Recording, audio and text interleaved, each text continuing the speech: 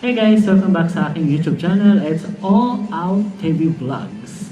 Guys, don't forget to like, comment, and share sa aking mga socials.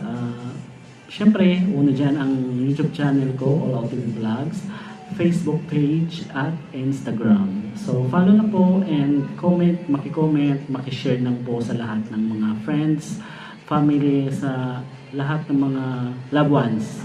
Yun, i-share po nyo. So, ito na nga po ang isi-share ko sa inyo. First time po dito sa aking YouTube channel.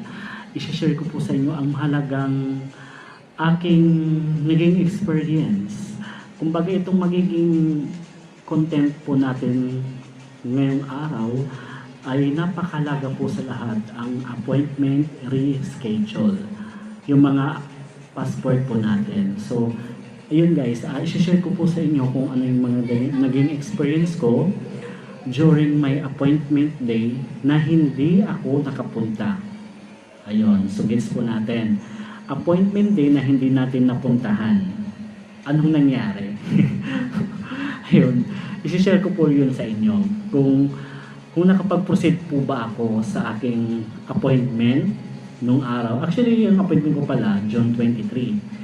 Unfortunately, hindi po tayo nakapunta dahil may job interview po tayo na inuna. Kasi yung job interview po natin is 8 AM noong June 23 ang call time. And yung passport appointment natin, ang call time naman doon is 10 AM to 11 AM. But before that, nag-advise po ako sa DFA, NCR Mega Mall, kung pwede, kung anong gagawin ko kasi nagkasabay sila eh. So, ang advice naman sa akin, basta makapunta ako ng araw na yan, ma-accommodate naman po nila yan. Basta within the day, pwede pa naman after lunch. So, ayun. Unfortunately, hindi na naman tayo nakapunta. Hindi kinaya talaga ng oras ko noong June 23. Kaya, ang ginawa ko, ano bang ginawa ko? Anong ginawa ko? Nakapag-appointment pa rin ba ako? Siyempre, pag reschedule, panibagong payment. So, dun kinabahan na ako. Panibagong payment. Siyempre, saan naman tayo kukuha ng kaperahan? 1,000 pesos din yan. Pang Jollibee na rin yun. Malaking budget na rin yun sa panahon ngayong crisis. So, ayun. Nagpanibago ba? Nagbayad pa ako ng panibagong payment. So, alamin po sa video ito. Alright, welcome back sa aking channel, All The Vlogs. So ito na nga, what I did on I think June 24, hindi ko masyado naintindihan ito, pero June 24, ang ginawa ko, I contact the hotline of DFA. Walang sumasagot sa NCRS sa Mega Mall. So, napunta ako sa page ng Asiana DFA. So, ang bait ng customer service, salud kay ate sa customer service, napakabait, napaka-humble niya sumagot. Lahat ng detalye talagang mabusisi siya kung anong nangyari, ganyan-ganyan. Tinanong lang po ako kung bakit ako hindi nakapunta. Ang bait naman, malumana yung, yung paliwanag niya sa akin. Doon nga ako na naliwanagan lahat. Pinaliwanag niya talaga ganyan-ganyan. So, sa madaling salita, pag ganyan kasi sir, sabi niya na appointment, dapat napupuntahan po natin. Ang mangyayari, ang tendency, magbabayad po tayo ng panibagong payment sa appointment. So, panibagong payment, panibagong slot, ganyan-ganyan. So, ayun. So, nakinig naman ako sa mga sinabi niya. And then, ito pala yung number ng Asiana DFA or kahit naman i-search niyo sa online, sa Facebook, sa Google, makikita niyo naman po yan. So, what I did, I called the Asiana DFA. Ito pa yung number nila. Ayan, tingnan nyo na lang po sa screen. Sa mga screen nyo. Charot. Ayan. Asiana DFA, hotline 8556, tapos 4 na 0. 0000. So, again, Asiana DFA 8556 0000. Yun, madali lang po yan. Sana naintindihan niyo po. Ayan. So, ayun. Ito na naman ang pangalawa. So, pangalawa po, ano bang ginawa ko? So yun, nag-email na ako sa kanila. Kasi ito yung binigay sa akin na email ng Asiana DFA. In CRS, ilalagay ko po din po yan sa link. In CRS, that appointment at dfa.gov.ph. Again, in CRS, puro small letter po ito ha. In CRS, that appointment at dfa.gov.ph. Ayan po. Ayan po yung binigay niya sa akin na email address. So, nag-email lang po ako doon kung matutulungan pa ba nila ako.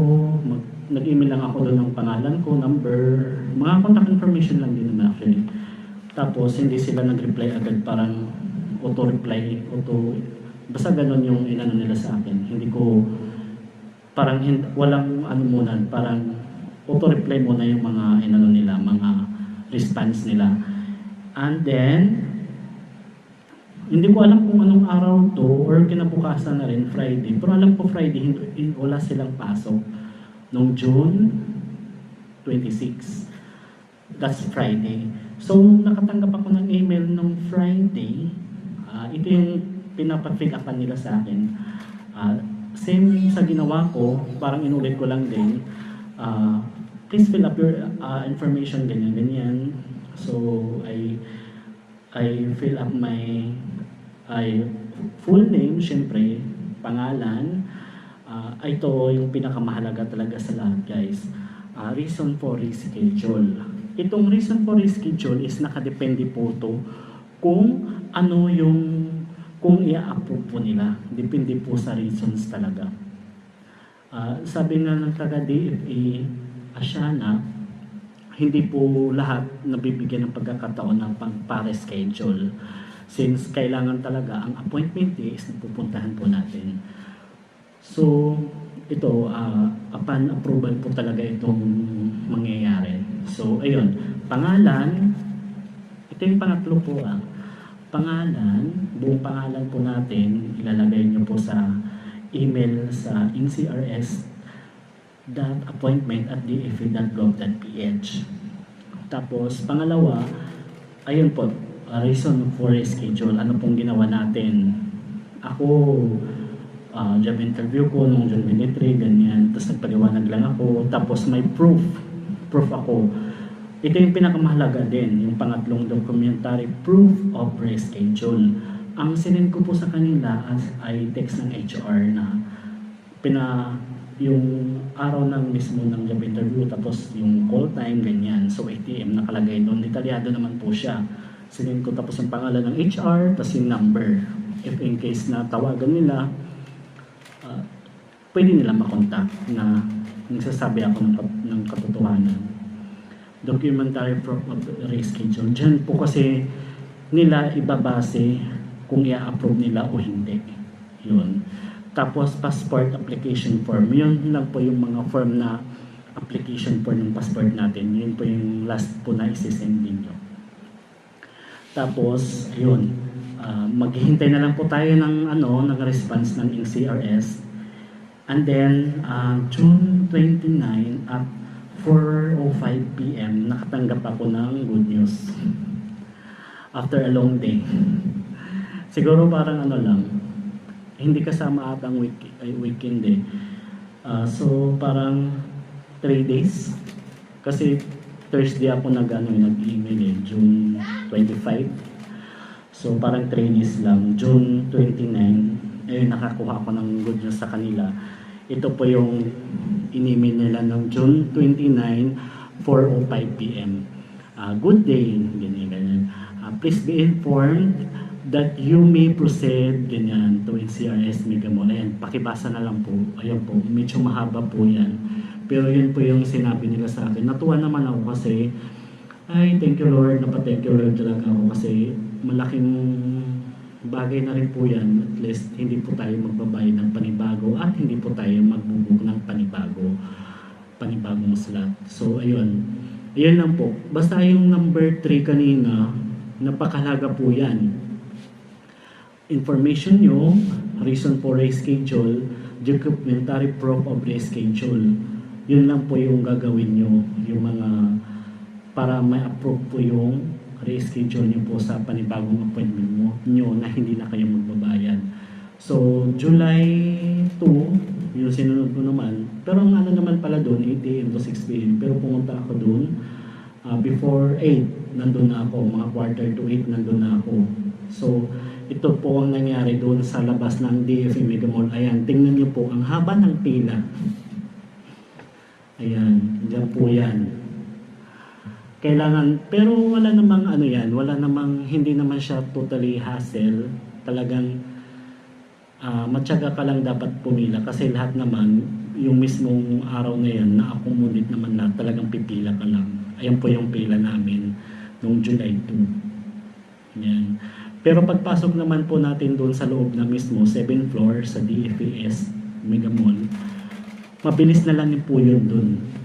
Oo, kasi may number din po. Tatawagin na lang po sa TV screens yung number nyo. Kailangan lang maging aware po tayo sa mga numbering natin kasi marami naman cashiers doon. Sila po ang mag-assist po sa atin. Ayun lang po, i-share ko lang po sa inyo. Sana po may natutunan po kayo sa video ito na mga passport appointment na hindi po napuntahan sa mismong araw ng appointment day. Yan lang po ang gagawin nyo. Basta reasonable po yung reasons natin kung bakit hindi po tayo nakapunta. Ma-accommodate po yan. It depends. Upon approval pa rin po yan. Hindi ko sinasabi na lahat ma-approve. It depends po sa situation, sa reasons natin, kung anong ginawa natin, ba't hindi po tayo nakapunta sa araw ng appointment din natin. Again, sana may natutunan po kayo. Please like, share, and comment po sa aking mga socials, All Out TV Vlogs, YouTube channel, of course, Facebook, and Instagram. Maraming salamat po. Sana po may matutunan